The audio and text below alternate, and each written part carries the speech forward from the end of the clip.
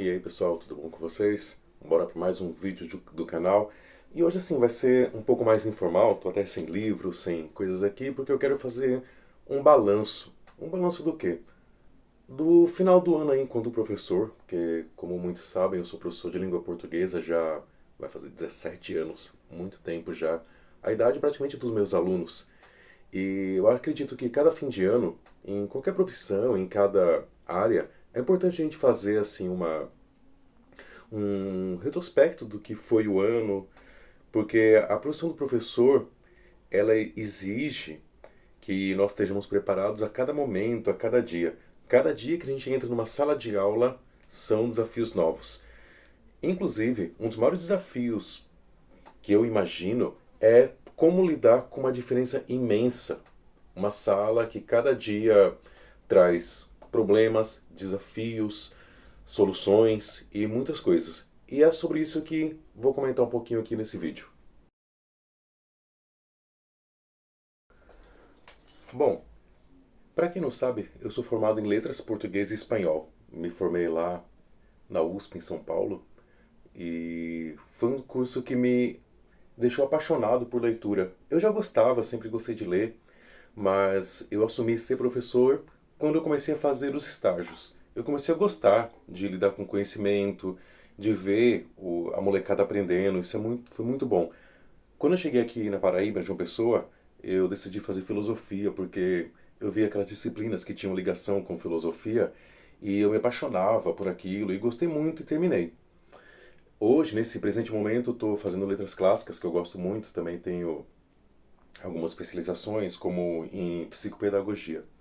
Mas, falando sobre o professor, quando eu estava fazendo os estágios, eu fui achando legal o, o fato de trabalhar com conhecimento.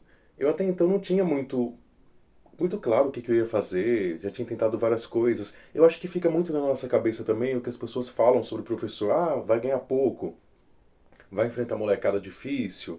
Essas coisas todos nós já sabemos. Só que assim, quando a gente parar para pensar em qual trabalho nós não temos problemas.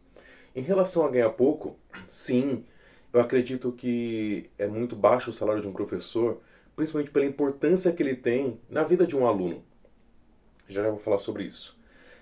Mas o que eu quero falar é um salário que com certeza é maior do que muitas profissões por aí, que as pessoas que não têm graduação.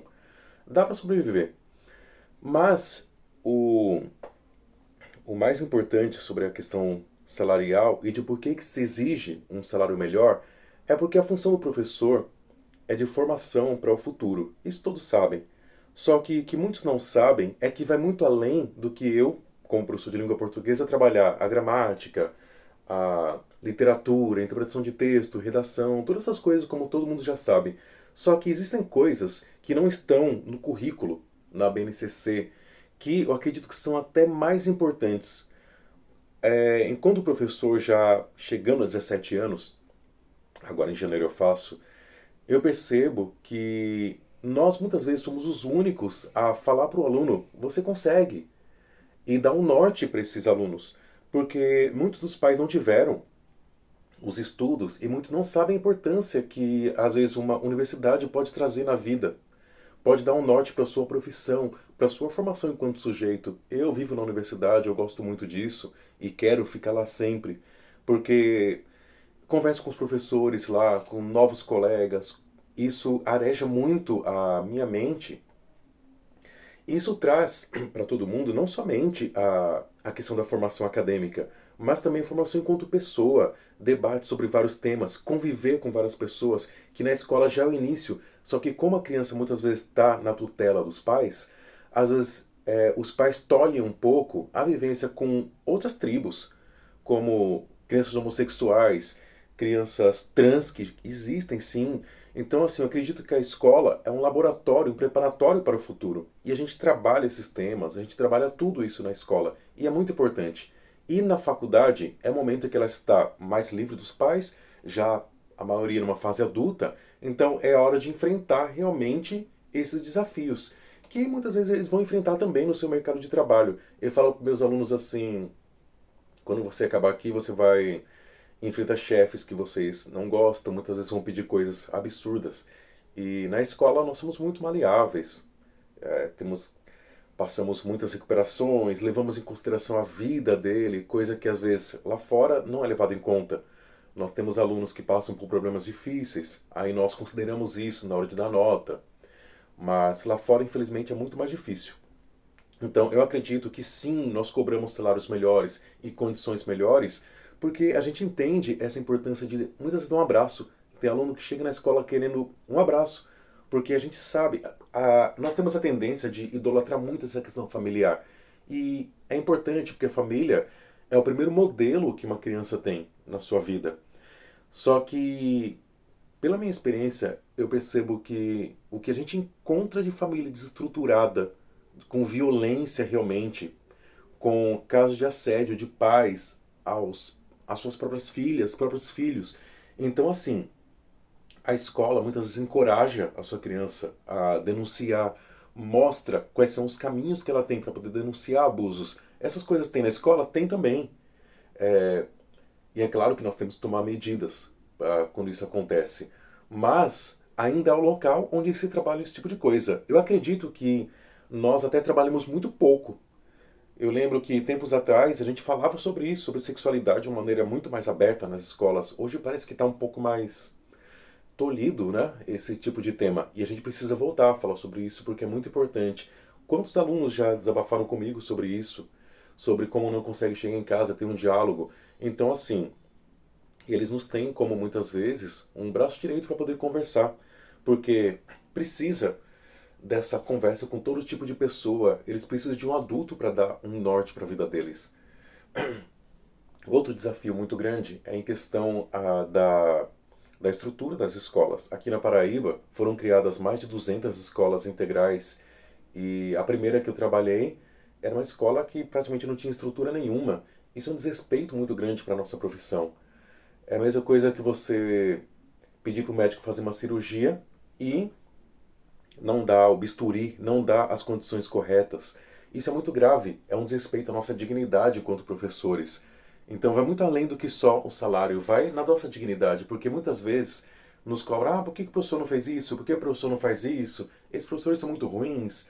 Só que quando a gente olha para o que nós temos, são salas lotadas, são salas sem condições. Tem melhorado, eu acho que em relação a quando eu comecei, aqui, pelo menos na Paraíba, nós temos pelo menos salas que não são mais de giz, porque aquilo dava uma alergia danada na gente, né? Então, assim, por exemplo, na minha escola chegaram televisões muito boas, mas precisa melhorar muito ainda. A gente dá aula aqui, é um estado muito quente, com sala sem ar-condicionado, que volta e meia tem professores que passam mal. Então, são coisas bem complicadas. Eu acredito que é uma luta de todos juntos. Não é uma separação entre alunos, pais, professores, de todos. Porque professores, estando bem acolhidos, eles vão dar aula melhores. Muitas vezes eu percebo que tem professores tão bem formados, mas que praticamente já cansaram desse tipo de desrespeito. Aí as pessoas falam, por que não deixa a sua profissão? Não é fácil largar a profissão. É a profissão que eu tenho, é a profissão de todos. No meu caso, eu amo demais essa profissão. Um dos maiores prazeres que eu tenho é quando eu vou na universidade e encontro ex-alunos lá, sabendo que tentei deixá-los num bom caminho. Isso é muito bom. Então, assim, ao invés de falar, desiste, então vai, essas pessoas deveriam lutar junto conosco. Porque, do jeito que as coisas andam, tá muito difícil ter professores no futuro. Cada vez menos, quando eu pergunto assim, quem aqui quer ser professor? Neste ano mesmo, eu lembro só de um aluno que falou que quer fazer letras também. Mas são pouquíssimos. Então, se as coisas não mudarem, talvez nós tenhamos uma situação mais difícil do que a que nós temos, com muita falta de professores. Então é isso, eu acho que foi um ano muito bom, apesar de tudo. Tive turmas muito boas, só tenho que agradecer a todos eles. E assim, como eu falei ainda agora, é uma luta de todos nós. Vamos cada vez tentar com que nós tenhamos salas de aulas melhores. E também, em relação à estrutura, não é desrespeito somente com o professor. Muita gente fala assim, o aluno não quer nada, o aluno é bagunceiro.